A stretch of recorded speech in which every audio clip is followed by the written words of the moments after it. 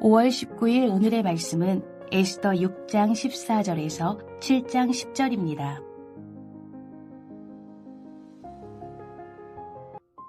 아직 말이 그치지 아니하여서 왕의 내시들이 이르러 하만을 데리고 에스더가 베푼 잔치에 빨리 나아가니라. 왕이 하만과 함께 또 왕후 에스더의 잔치에 가니라. 왕이 이 둘째 날 잔치에 술을 마실 때에 다시 에스더에게 물어 이르되 왕후 에스더여, 그대의 소청이 무엇이냐? 곧 허락하겠노라. 그대의 요구가 무엇이냐? 곧 나라의 절반이라 할지라도 시행하겠노라. 왕후 에스더가 대답하여 이르되 왕이여, 내가 만일 왕의 목전에서 은혜를 입었으며 왕이 좋게 여기시면 내 소청대로 내 생명을 내게 주시고 내 요구대로 내 민족을 내게 주소서. 나와 내 민족이 팔려서 죽임과 도륙함과 진멸함을 당하게 되었나이다. 만일 우리가 노비로 팔렸더라면 내가 잠잠하였으리이다. 그래도 대적이 왕의 손해를 보충하지 못하였으리이다 하니 아하수에로 왕이 왕후 에스더에게 말하여 이르되 감히 이런 일을 심중에 품은 자가 누구며 그가 어디 있느냐 하니 에스더가 이르되 대적과 원수는 이 악한 하만이니이다 하니 하만이 왕과 왕후 앞에서 두려워하거늘 왕이 노하여 일어나서 잔치자리를 떠나 왕궁 후원으로 들어가니라. 하만이 일어서서 왕후 에스더에게 생명을 구하니 이는 왕이 자기에게 벌을 내리기로 결심한 줄 알미더라. 왕이 후원으로부터 잔치자리에 돌아오니 하만이 에스더가 앉은 걸상 위에 엎드렸거늘 왕이 이르되 저가 궁중 내 앞에서 왕후를 강간까지 하고자 하는가 하니 이 말이 왕의 입에서 나오매 무리가 하만의 얼굴을 싸더라. 왕을 모신 내시 중에 하르보나가 왕에게 아르되 왕을 위하여 충성된 말로 고발한 모르드게를 달고자 하여 하만이 높이가 50규빗 되는 나무를 준비하였는데 이제 그 나무가 하만의 집에 섰나이다.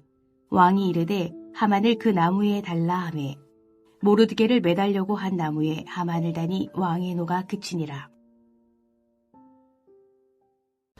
에스더 6장 14절에서 7장 10절 말씀을 함께 묵상하겠습니다. 한 주가 시작되는 월요일입니다. 이 한 주도 주님의 은혜와 평강이 넘치길 바랍니다. 한 가지 죄송한 말씀 드립니다. 제가 지난주 녹음할 때 아하수에로 왕을 아하수로에라고 하면서 녹음이 되기도 했습니다. 유독 이 왕의 발음이 잘 안 되더라고요. 좀 더 주의해서 녹음하도록 하겠습니다. 오늘 본문은 에스더가 유다인을 구하기 위해서 잔치를 벌이는 장면인데요. 두 단락으로 나눌 수 있습니다. 첫째 단락은 6장 14절에서 7장 6절로 에스더가 베푼 두 번째 잔치에서 자신의 민족을 살려달라는 에스더의 간청이 기록되어 있고요. 7장 7절에서 10절까지는 하만의 몰락이 기록되어 있습니다. 첫째 단락 6장 14절에서 7장 6절 에스더가 베푼 두 번째 잔치를 살펴보겠습니다. 6장 14절에 아직 말이 그치지 아니하여서 라고 시작하는데요. 이 말은 지혜로운 자와 하만의 아내 세레스가 하만이 유다 사람을 이기지 못할 것이라는 말이 끝나기도 전에 내시들이 와서 하만을 에스더가 베푼 잔치에 데리고 갔다는 말입니다. 마치 영화의 한 장면을 보는 듯 하지요. 불길한 이야기가 전개되고 미처 대비하지 못한 상황에서 다음 상황으로 급작스럽게 전개되는 그러한 모양새입니다. 이제 왕이 하만과 함께 에스더가 베푼 두 번째 잔치에 나아갑니다. 왕은 에스더가 베푼 잔치를 기뻐했습니다.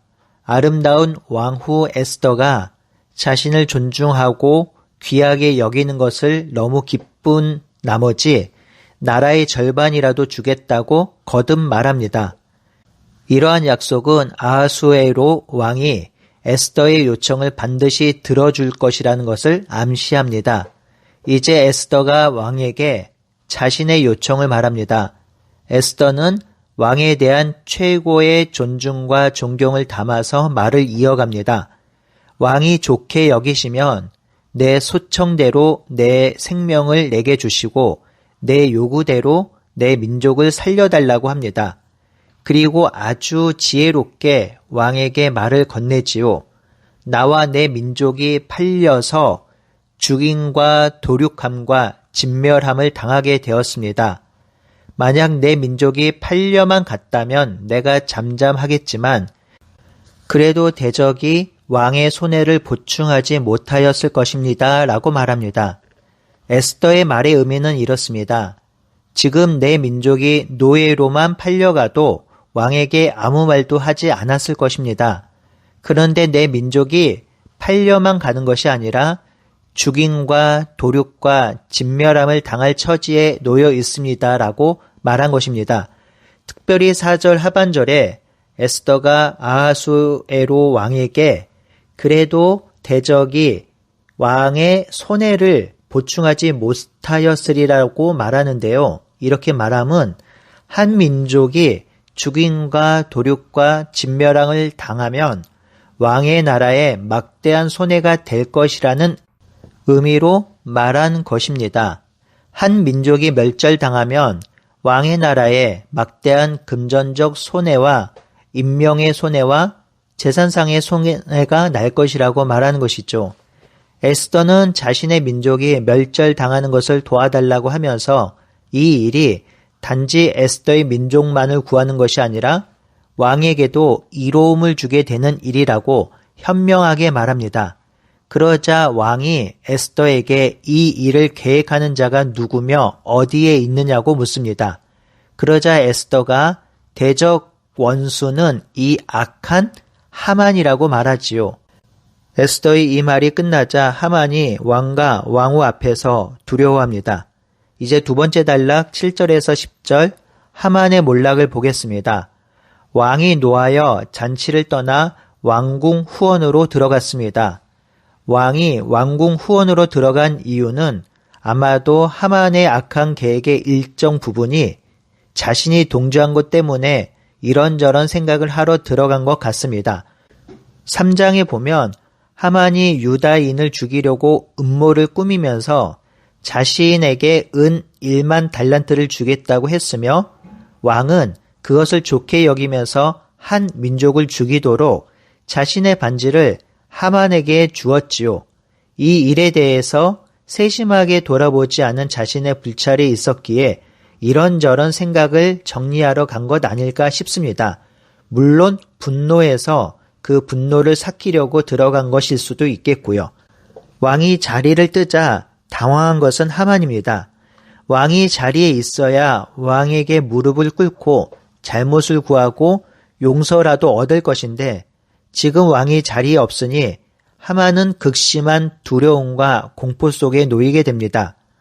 이러한 극심한 공포와 두려움은 하만으로 하여금 돌이킬 수 없는 실수를 하게 만듭니다.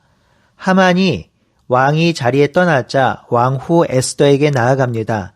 그리고 왕후 에스더에게 왕이 자기에게 벌을 내리게 하지 말아달라고 간청을 하지요.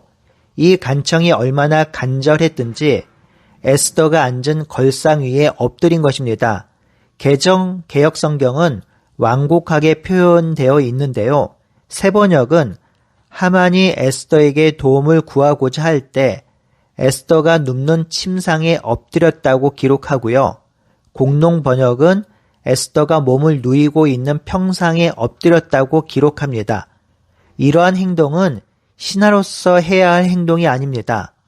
그럼에도 불구하고 하만이 이렇게까지 행동한 것은 자신이 죽게 될 상황을 감지하였기 때문에 에스더에게 자기의 목숨만은 살려달라고 하는 행동으로 마지막으로 지푸라기라도 잡으려고 한 행동으로 보입니다.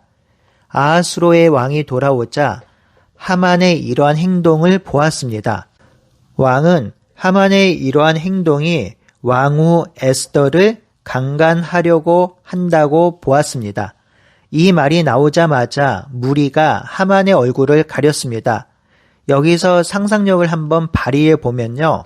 왕도 하만의 괴략에 넘어갔고 자신에게 일말의 책임도 있는 상황에서 하만을 어떻게 하면 엄벌에 처할 수 있을까 고민하던 차에 하만이 에스더의 걸상에 엎드려 있는 것을 보자 그가 에스더를 범하는 것으로 자신이 했던 행위를 무마시키려는 의도가 있었던 것으로도 보입니다.